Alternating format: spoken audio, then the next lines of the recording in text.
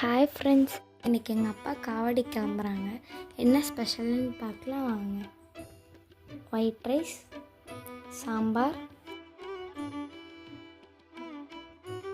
ரசம், முட்டைக்கோஸ் பொரியல், அப்பளம், அப்புறம் பால் பாயசம். அப்பா கலசெல்லாம் கட்டிட்டு காவடி கிளம்பிட்டார் ஃப்ரெண்ட்ஸ்.